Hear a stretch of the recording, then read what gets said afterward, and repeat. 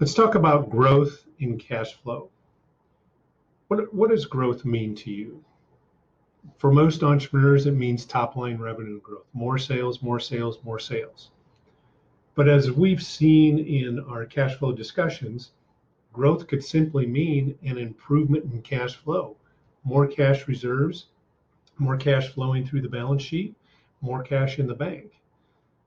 And in order to get there, we've seen that you have to have sound, comprehensive financial systems in place so that you are managing the income statement, improving gross profit, improving net income, managing the balance sheet so that there's no breaks on that net income as it flows through your company, managing assets and liabilities.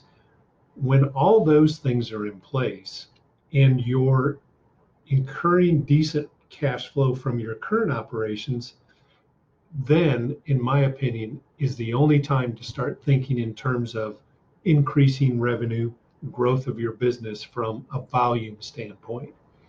And for that, there's lots of ideas out there on how to increase growth.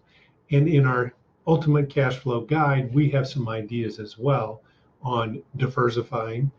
And in today's pandemic economic crisis, pivoting your business and diversifying maybe to different product offerings, different services to diversify your revenue stream may be a good idea.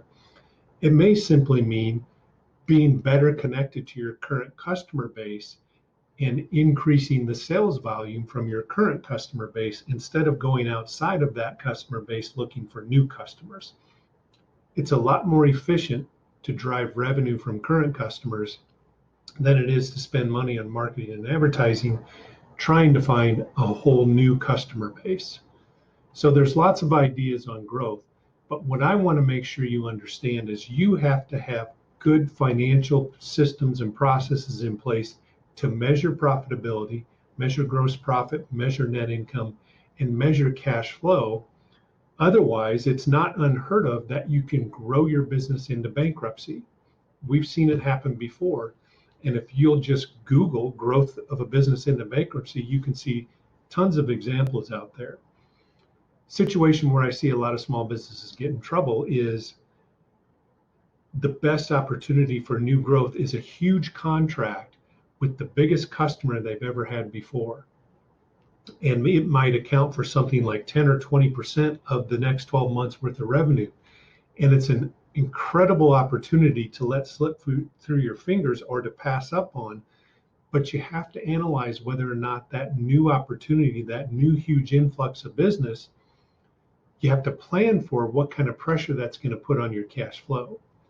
You may need to ramp up personnel, ramp up inventory, ramp up equipment in order to take on that new revenue, that new volume.